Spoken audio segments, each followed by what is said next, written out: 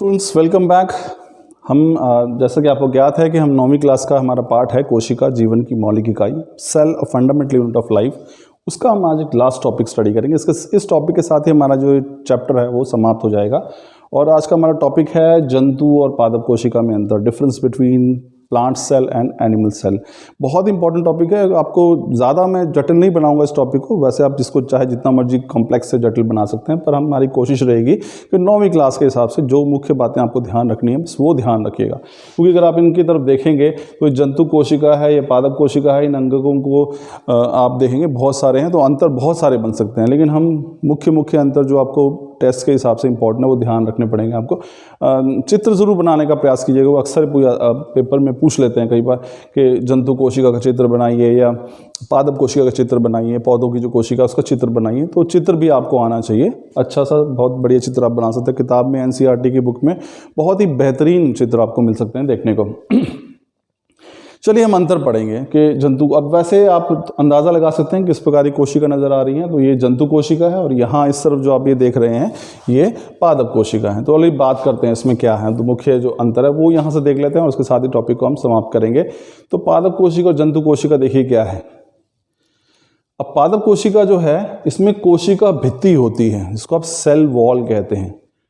तो देखिए मैं आपको बता दूं, हमने जब पहला अपना अंगक पढ़ा था वहाँ पे कोशिका भित्ति की बात करी थी, तो मैंने आपको बताया था कि जो कोशिका झिल्ली है जिसको आप सेल मेम्ब्रेन कहते हैं, वो तो हर कोशिका में मिलती है, चाहे वो जंतु कोशिका है चाहे वो पादप कोशिका। कोशिका झिल्ली जिसको आप सेल मेम्ब्रेन कहते हैं वो तो हर प्रकार की कोशिका में मिलती है। लेकिन जो पादप होते हैं, जो पौधे हैं, उनमें एक एक्स्ट्रा अतिरिक्त आवरण होता है जो कि उसको कठोरता प्रदान करता है। और यही आवरण, जो अतिरिक्त दूसरा आवरण है कोशिका झिल्ली के अलावा, उसी को क्या कहते हैं हम कोशिका भित्ति कहते हैं। और ये केवल और केवल पादप कोशिका में मिलता है। ध्यान रखिए स्टूडेंट्स। तो पादप कोशिका में कोशिका भित्ति जो है वो होती है, जबकि जंतु कोशिका में कोशिका भित्ति नहीं होती है।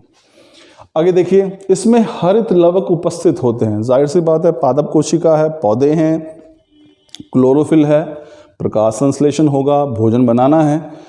तो ये जो हरित लवक जिसको आप ग्रीन पिगमेंट कहते हैं, जो कि क्लोरोफिल होता है, वो केवल और केवल पादप कोशिका में ही पाया जाता है। जंतु कोशिका, हम जंतु हैं, हमारी कोशिकाओं में कोई हमें प्रकाश संश्लेषण तो नहीं करना, तो हमें उस हरित लवक की या ग्रीन पिगमेंट की आवश्यकता नहीं है। तो जो जंतु कोशिका है उसमें हरित लवक जो है वो अनुपस्थित होते हैं।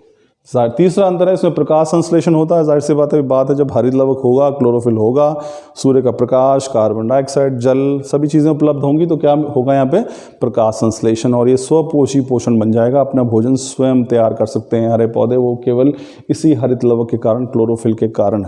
और भी चीज़ें चाहिए लेकिन ये एक मुख्य घटक हो जाता है। तो प्रकाश संश्लेषण इसमें होता है, जबकि जंतु कोशिका के अंदर किसी भी प्रकार का कोई प्रकाश संश्लेषण नहीं होता है। अब पादप कोशिका जो है प्राय बड़े आकार की होती हैं। अगर बड़े आकार से मतलब ये नहीं कि बहुत बड़ी होती हैं।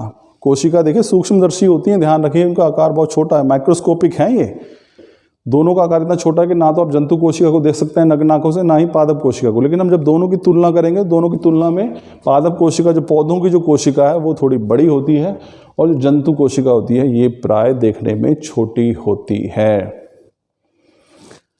तो ये मुख्य अंतर है स्टूडेंट्स दोनों के बीच में। तो ये याद कर लीजिएगा, ज़्यादा कुछ आपको ध्यान रखने की आवश्यकता नहीं है। पादप कोशिका में कोशिका भित्ति होती है, जंतु कोशिका में कोशिका भित्ति नहीं होती है। पादप कोशिका में हरित लवक होता है, जंतु कोशिका में हरित लवक नहीं होता है। पादप कोशिका जो प्रकाश संश्लेषण कर सकती है, जंतु कोशिका प्रकाश संश्लेषण नहीं कर सकती है। पादप कोशिका जो आकार में बड़ी होती है, जंतु कोशिका जो है वो आकार में छोटी होती है।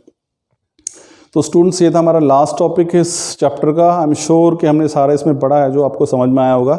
और ये टॉपिक विशेष तौर पर जो इम्पोर्टेंट भी है, जंतु और पादप कोशिका में अंतर, ये भी आपको समझ में आएगा। Thank you students.